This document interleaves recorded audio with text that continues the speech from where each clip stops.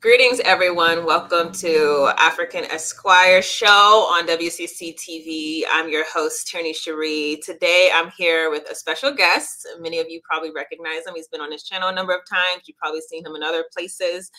He's also an organizer, obviously, so you might have seen him in that capacity. But I'm here with Brother Omowale, Afrika. How are you, brother? What up? What up? I'm chilling. Doing good. I can't complain. So I'm excited for today's conversation because it's really a pressing one, something that I've been talking about a lot, and that's what's coming up if Africans don't prepare for a food crisis that has been spoken about over and over again. I think some of our people are still asleep. So I actually want to start off and play Brother Omowale's intro video. He has a documentary that he is preparing to put out. So I'm going to play the video. For everyone, if I could start it over. We sometimes talk about world hunger as if it is. Let me turn the volume up. We sometimes talk about world hunger as if it is a scourge that all of us want to see abolished.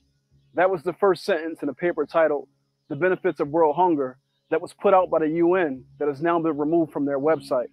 My name is Omowale Afrika, and I'm a documentary filmmaker here in North Carolina to talk to you all today about my upcoming project, the fight for food sovereignty in the South. We took on this new project for two reasons. One, to expose the fact that Black America is losing land at an unprecedented rate. And two, to inspire a new generation to come back south and reclaim the land. Without land, we cannot feed ourselves. And if we cannot feed ourselves, it's impossible to free ourselves. Land, power, and independence are inextricably linked. In my new documentary, Hannibal, the fight for food sovereignty in the South, we'll be exploring these topics and much more with a range of experts, scholars, and those in the know. Hit the link below and follow the campaign online at #FromFreedom-to-Famine. And all of these links will be provided for the audience inside of the description. But I mean, this is such a timely project to undertake. So Brother Omowale, you can just jump in as far as first, I want to know why now, when it comes to food sovereignty. Is this something that's been burning inside of you for a while? Or is this something that the current crisis or the predictions that are happening stirred you up to want to explore this project more? Why did you choose to do this in this season?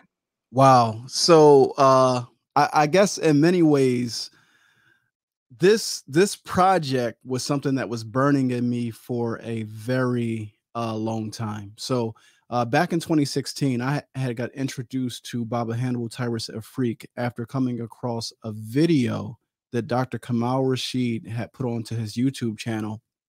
And this was a video of a lecture that he gave at Malcolm X College, I believe, that's in Chicago. He gave this lecture back in 2010, and it was called Baba Hannibal, the Exemplar of African Self-Determination.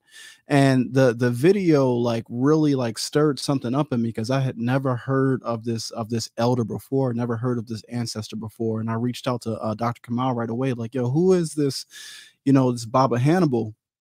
And it kind of took me down a rabbit hole because there is not a lot that you can find out about him online. You have to really talk to the streets. You have to talk to the grassroots to figure out who he is and his significance. And he's someone who, based upon my studies, based upon my conversations, has really been a 20th century / 21st century Maroon. He's been involved in a number of different formations, from reparations to land independence, of course, sovereignty, to survival training, to education, right? He was one of the founders of CB, which is the Council of Independent Black Institutions. So he sits at a very interesting cross section within the Black freedom movement, where he has placed his imprint on several formations that are critical to the convergence of crises, right, that we face right now today. So when we first, had this idea to do a project where we use Baba Hannibal and his life and his work as the canvas, the project was centered around land because, of course, you see all of the gentrification and everything that's occurring. But then as we got into the land situation, we really started to see the food situation was inextricably linked. In fact, the food situation is perhaps It's hard to say more dire because one is born of the other. But wherever you look, around the globe, but specifically the scope of this project is Black America, the situation is in a state of crisis. So we wanted to really raise an alarm. Not to give people a feeling of defeat, the problem is too big or overwhelming, so they can't do anything about it.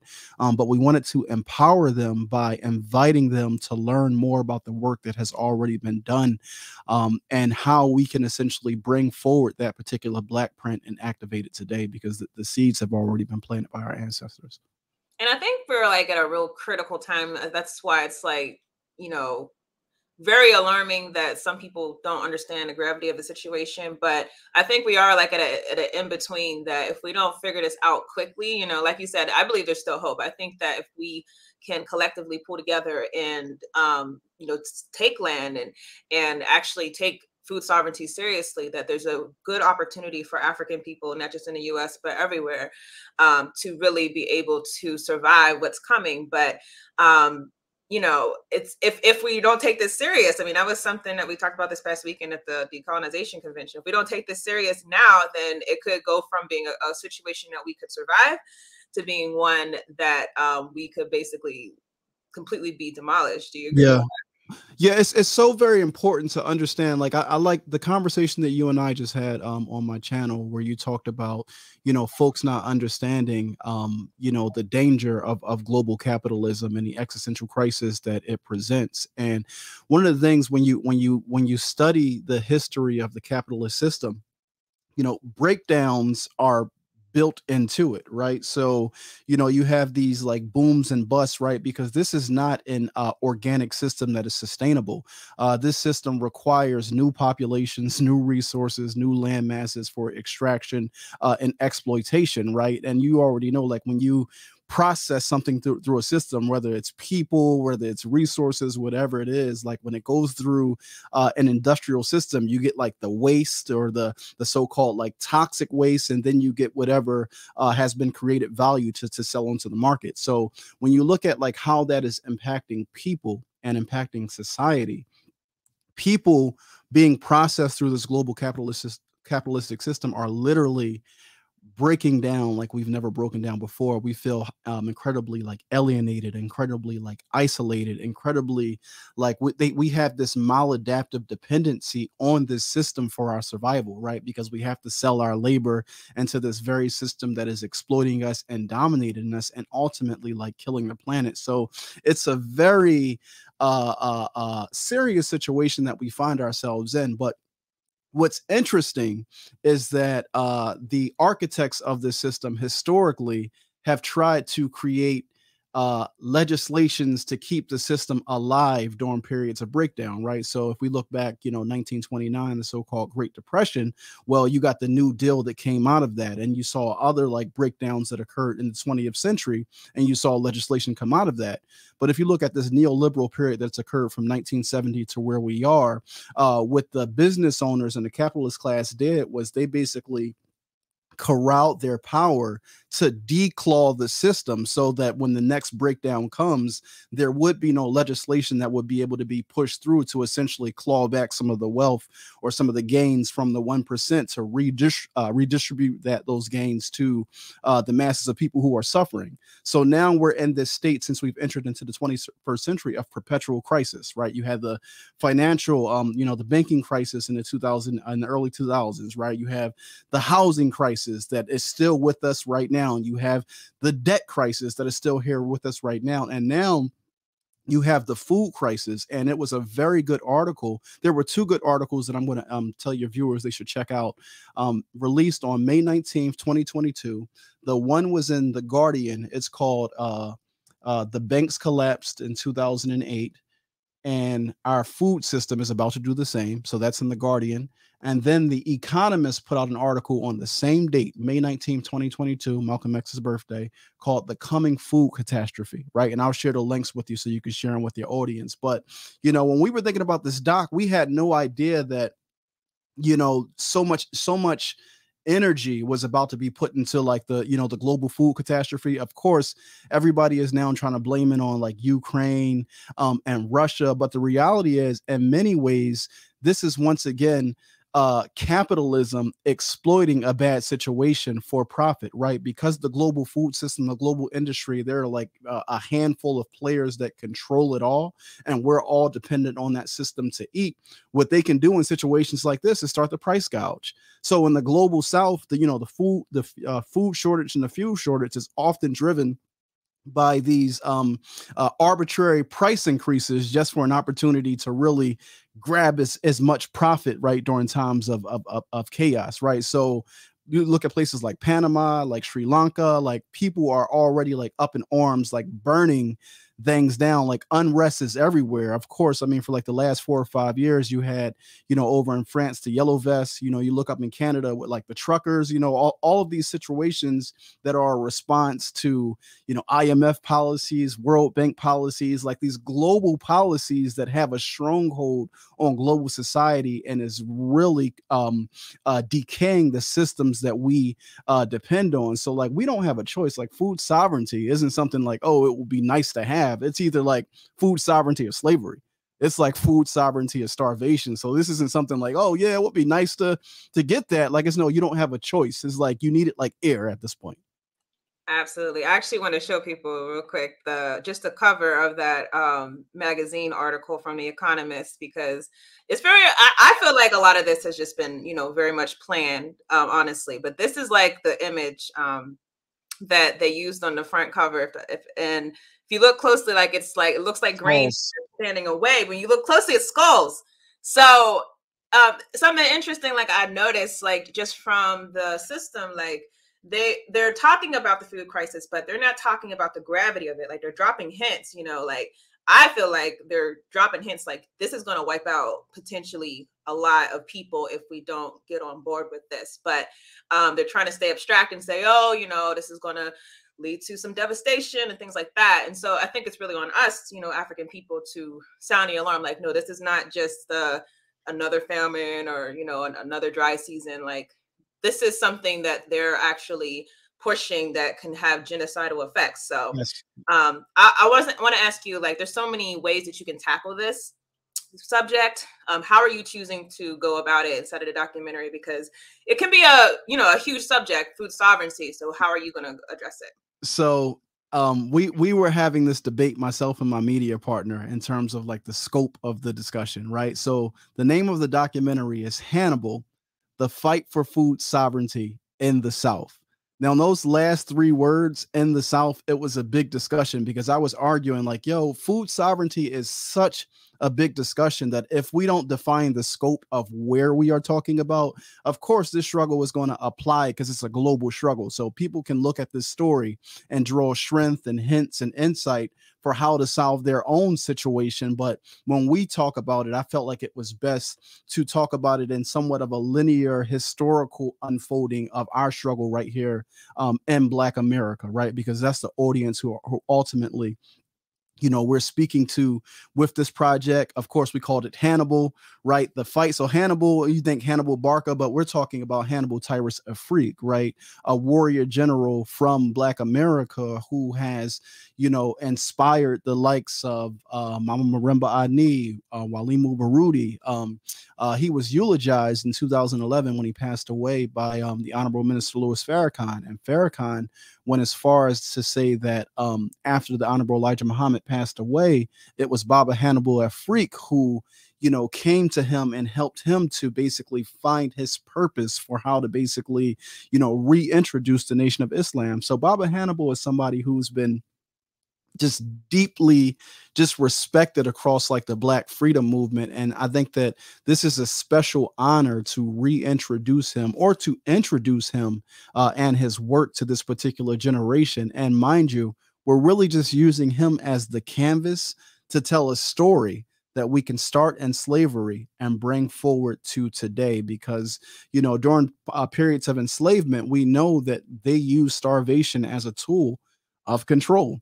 They also used it. It was both reward and punishment. So they would punish you by denying you food, but they would reward you. Like in the case of if you read Frederick Douglass's slave narrative, he talks about when they were planning their escape, right? And there were two dudes who snitched on them, and the guys who snitched, right, they got rewarded with like hot butter biscuits, right? So I know people joke about butter biscuits today, but that was a real like part of the narrative. And then, you know, there's just so much to be had in terms of unpacking this conversation.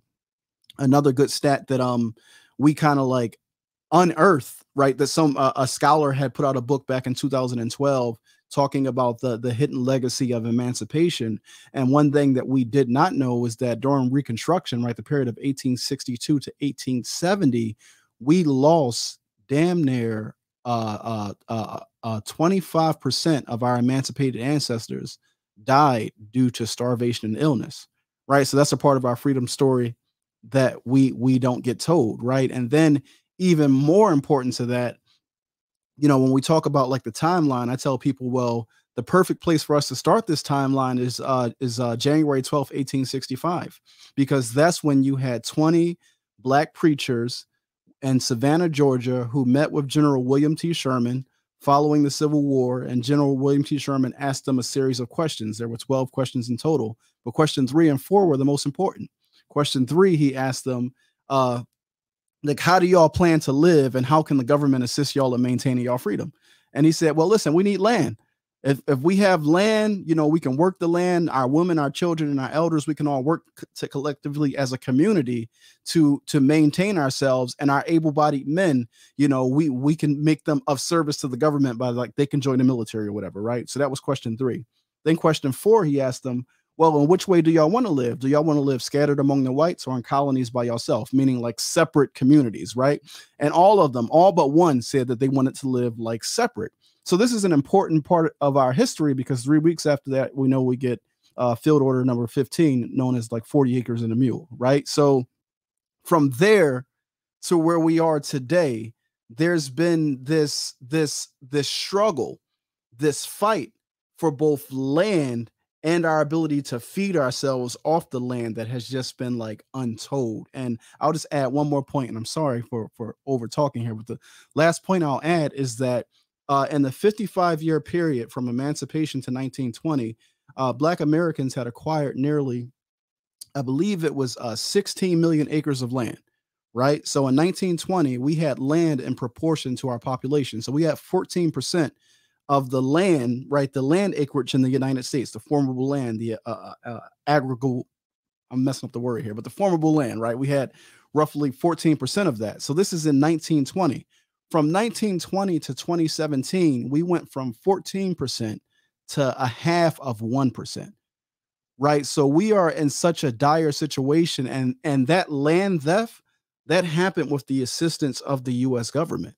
So it's like, this is a very, very significant story. And right now, like I said, we had no idea this crisis would be here right when we started talking about this project, but it is here now. And so the project is very timely. So I want to get into like, I guess the solution that you're offering as far as reclaim the land. So everyone who knows, has watched this channel for a while, knows I'm like, you know, get out of America type person, like, you know, but I also understand the sentiment of like, you know, let's go down south and, you know, form communities that are independent. So one, like, are you arguing that that's the program? Like, for those who don't want to repatriate, basically you need to go down south.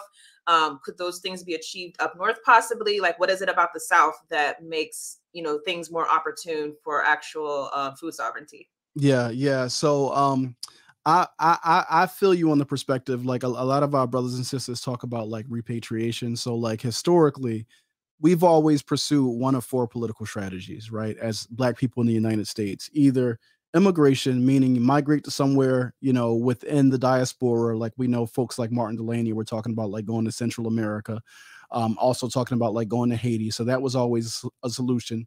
Repatriation, meaning going back to Africa. Integration, meaning living scattered among the white people. And the 4th has always been like independence, right? Sovereignty, us creating space here in the US. So I would argue that of all the strategies, like I support repatriation for folks who want to go back to Africa, but the reality is You know, the transatlantic slave trade has forever altered the global makeup of society. So we have a huge African population in the diaspora. So there's never going to be a situation in which all people from Haiti or the Bahamas or Jamaica or Brazil just pick up and go back to Africa. So I wouldn't ask African Americans to do that either. So from my perspective, we have to create a multipolar African world. You know, just like the Europeans have different metropoles of power, right? From, you know, from DC to New York to France to Germany, to different European metropoles where they essentially manage their power and dominate the world. I think that we as Black people can create something similar. However, being a Garveyite, I recognize that all of that is for naught if we don't have a Pan-African state on the continent, right, that is strong enough and powerful enough to protect the interests of African people everywhere.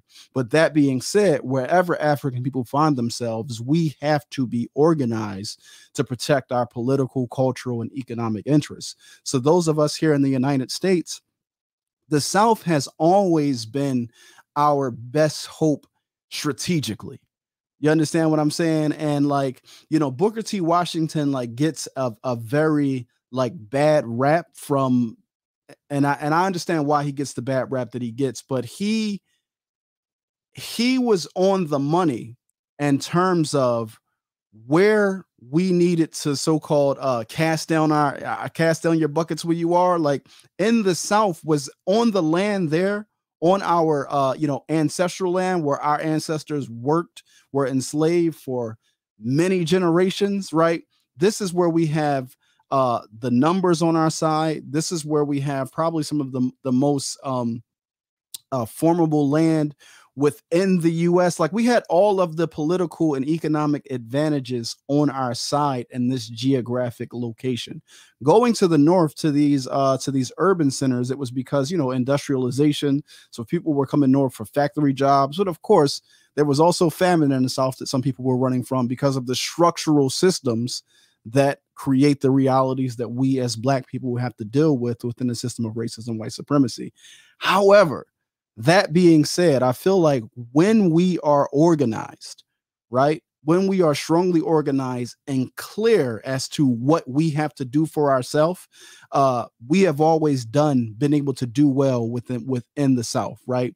I think that one of the big differences between us today and our ancestors, especially post-emancipation, closer to slavery, was they understood clearly that that white society, that there was a prejudice and racism that could not be overcome. But more importantly, the institutions of white society would not care for us.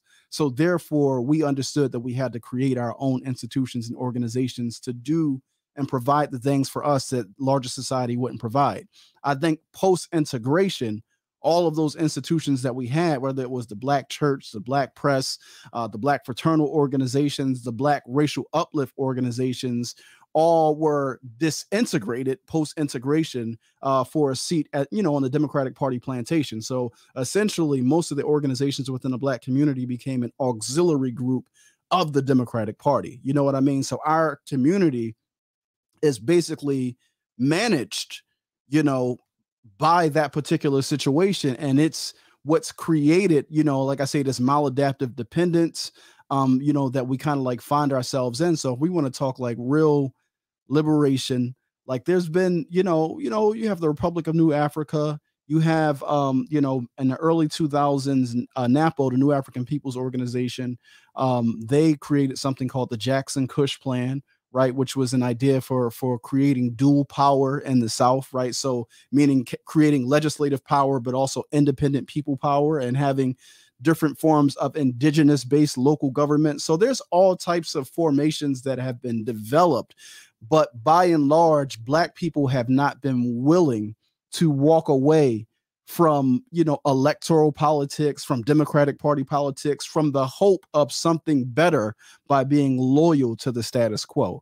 But I think that once we see that there's no reward coming from maintaining the status quo, which is why I created my documentary, The Un-American Dilemma, to kind of like break from that illusion, you know, that Malcolm was trying to break us from. Because once we figure that out, And I love this because John Boyd, who is the president of the national chair of the Black Farmers Association, he literally just went on MSNBC and said, I think it's time for us to give up on the government.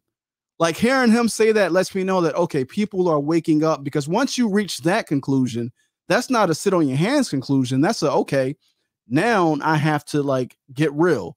I have to get organized for power. If I got to take the land, whatever I got to do to survive, I have to do it. And once you reach that, that's where you have real revolutionary potential and potential for true transformation of the populace. So that's what I hope to see. So, like, trying to visualize how this could happen, how this would happen. Do you foresee, like, is your goal with this documentary, maybe like as a starting point, seeing just different Africans watch the documentary and like, okay, like, you know, I'm going to go, you know, just invest in land myself, or like, is it like a organized effort, like collective, you know, what was it? The Great Migration, but reverse, like, how do you foresee like this program, you know, incrementally basically coming into being some type of real sovereignty for Africans? Absolutely. So the objective of this documentary, I keep telling people that the goal is very simple. It's not meant to be one of those feel good, oh, like I learned about history, I learned about heroes, and like I feel great about something we did in the past. Like, no, that's not what it is. Like, we want to give you inspiration, but more importantly, right, the goal is to give you the inspiration and information to facilitate your activation, right? We want people to be active participants in their own liberation. We want you to become an active participant in your own economic transformation. And like, once you get the political, I'm sorry, I'm rhyming here, I'm not meaning to do that, but like, once you get the political education, to understand, like, here go another rhyme, situation, to understand the situation. Like, I'm pardon me, because I'm a rapper, right? That's I'm not trying to rhyme. I promise you, like, it's coming out like this, but I'm really not trying to do that. So I apologize. But you know, like I said, the goal is to provide our family with the inspiration and information to facilitate their activation, right? And if you look to the South, one thing that's interesting right now within the Black body politic here in the U.S. is, because of the economic anxiety and because of the fear it is producing, you have chaos by and large within the masses. Some of that chaos is starting to mature a little bit to try to basically do the same thing a slightly different way. So what I mean by that is, on the integrationist side, there's this guy, Charles Blow. He's a journalist for the New York Times. You probably see him on CNN all the time. He wrote a book called The Devil We Know. So essentially, his whole thesis, it's like a Republic of New Africa thesis, but in red, white, and blue. You know, it's the Democratic Party's version. It's like this how we could attain strength within the Democratic Party, by going back to the South. Now, I like the idea of us going back to the South and attaining power. However, if we're just trying to do more of the same old, like, nah. So we need a project that also says come back to the South, but still maintains a revolutionary posture. I'm even okay with the idea of dual power. I'm okay with us, you know, like they're doing down in Jackson, Mississippi, right? The Jackson Kush plan. I'm okay with us taking elected power. But more importantly than an elected power, I think the people power, indigenous and communal power has to be established. And that's only done through organizations. So I'm not calling for the creation of a mass-based organization, because the competition and power and ego trip that comes from that, I think that we've saw the failures that history has presented from that situation. But I am arguing for local-based grassroots organizing that is that is open to coalition building, right? That is open to us identifying the problems that we have in common and figuring out how we organize the limited resources, political and economic, that we have to meet those particular challenges, right? So organization is absolutely what I am calling for, but I'm not saying, hey, this is the Omowale organization, everybody come and join this to solve the problem. Like, that's not what I'm doing at all with the project. Understood. So, and the GoFundMe and everyone, please do support this effort. The GoFundMe link is going to be again in the description. You pulled a quote that said slaves were regularly starved to so that their masters could exercise control over their property. And something I think is very interesting happening right now. It's been a lot of reports that Bill Gates, of all people, who to me is someone that a lot of people should be concerned about, particularly in the African liberation struggle, and not think that there's someone who's coming to help us, but some people think he's trying to help us.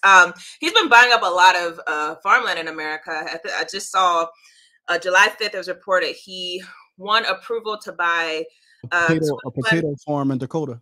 Yeah, 2,100 acres. It's crazy that this billionaire who, you know, is in so many aspects of like the globalist society. So he's in like a lot of the health aspects of the globalist society, obviously, but also at the same time, the farming and trying to control the land. What problems do the globalist agenda present to Africans as we start reclaiming our land?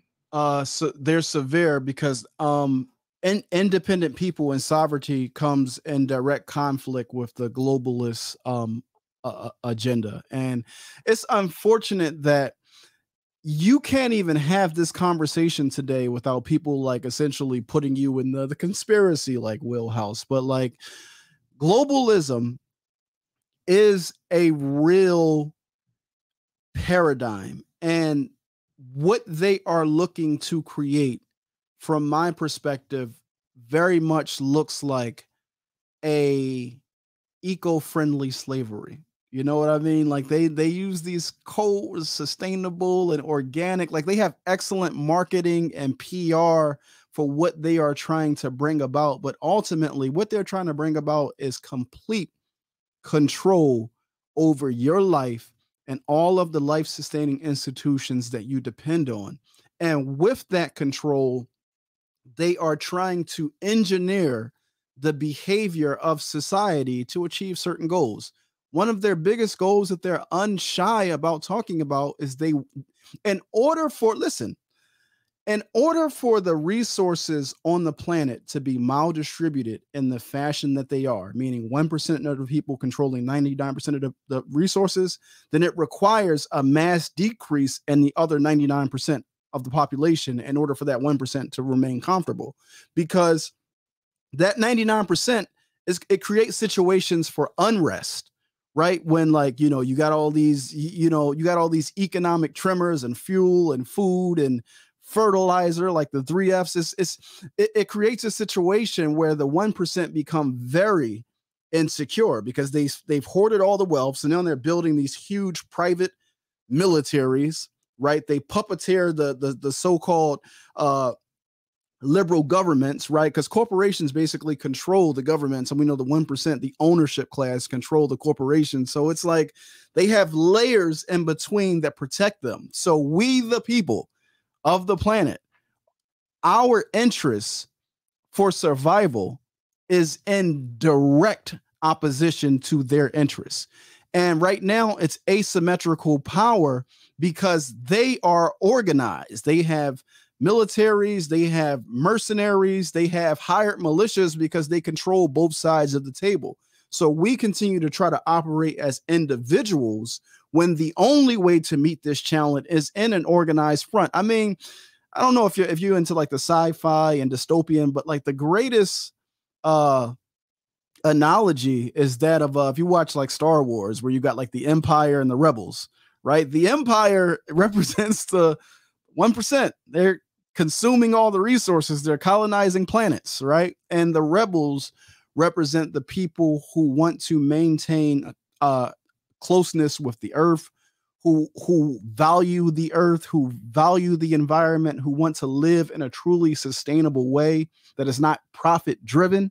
You understand? Like that's what the rebels or the indigenous represent. And unfortunately, right, when you talk about the globalists and their agenda for population decrease, a huge burden of that decrease in planetary population is going to be placed on the shoulders of African people, right? So Europeans are already like their birth rates are already a negative. If you look at Africa, it's the fastest growing population, African youth, has the youngest population. So what they're doing with the different ideologies and distractions and entertainment that they are trying to use to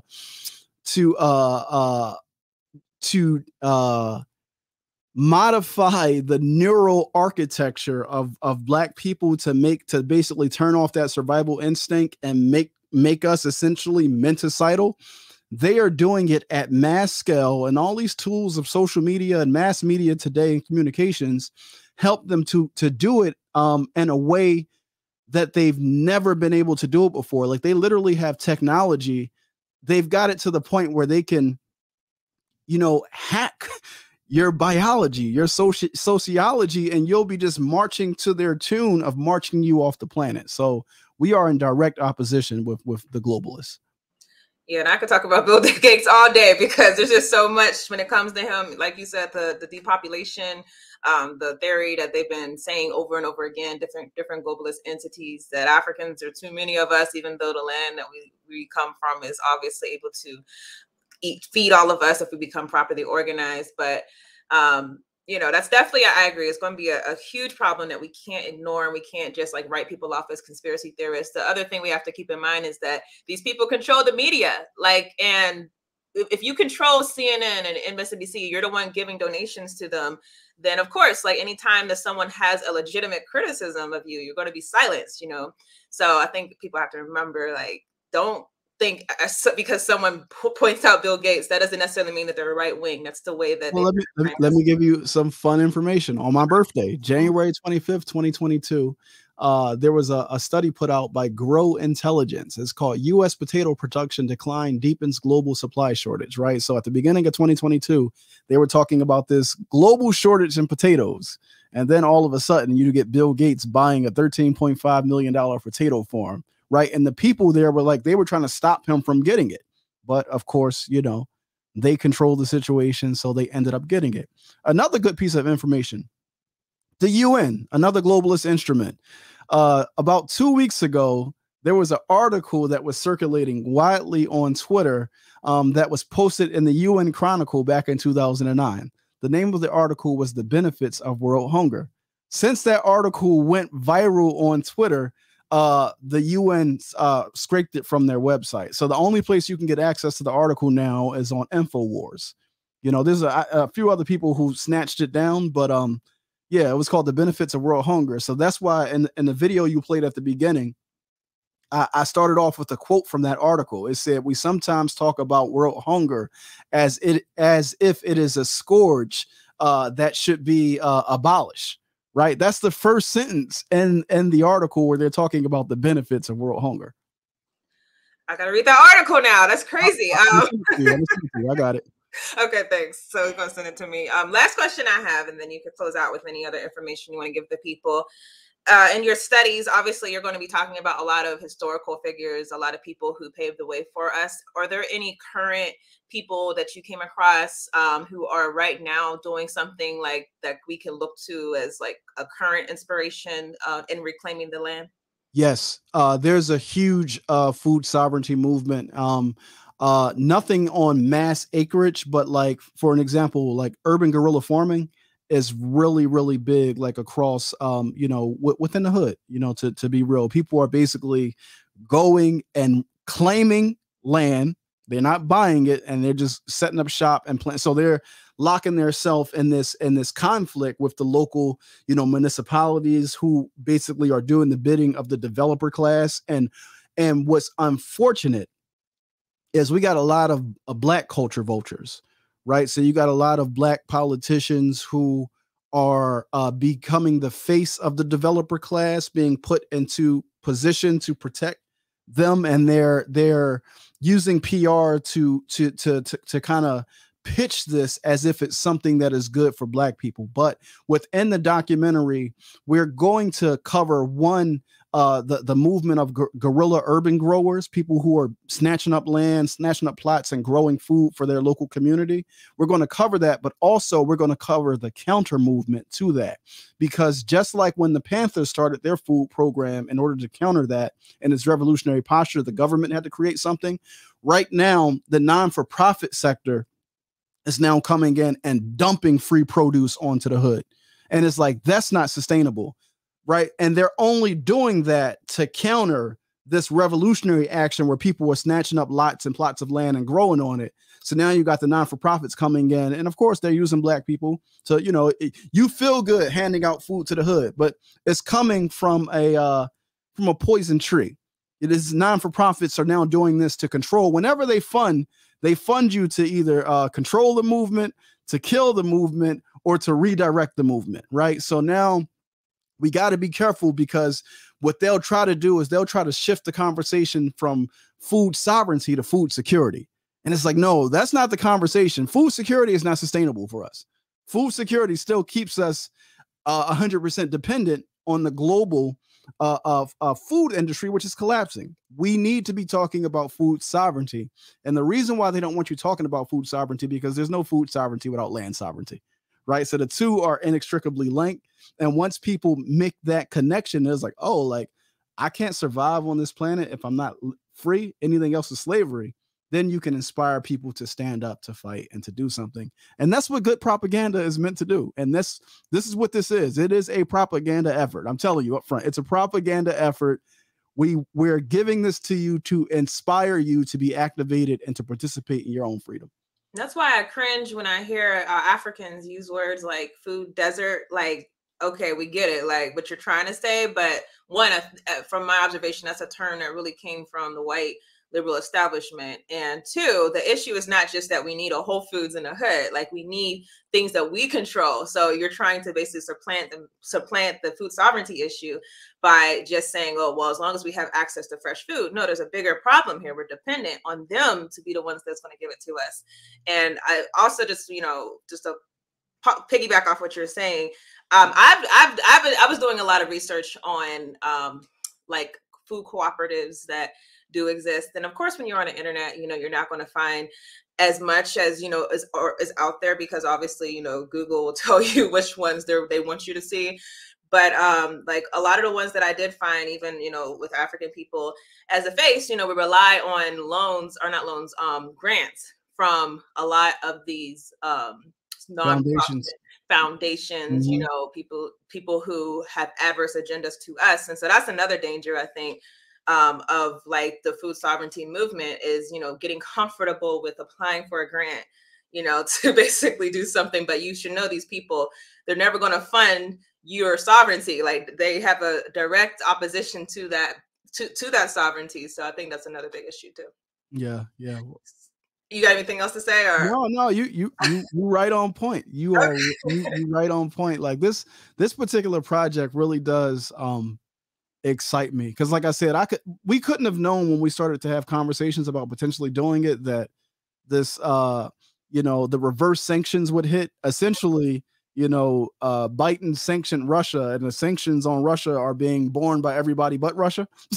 So we had no idea that this manufactured crisis would be here, but it's here. Because somebody came into my mentions and was like, this is being manufactured. And I said, listen, Katrina was a real crisis. Whether the levees were blown up or whether they, were weak and they just came down on their own, we still dealt with the outcome. So in this situation, we still have to deal with the outcome. If they're manufacturing the food crisis or if it's organic, we still are left with the crisis. The question is, how do we meet the challenge? Exactly.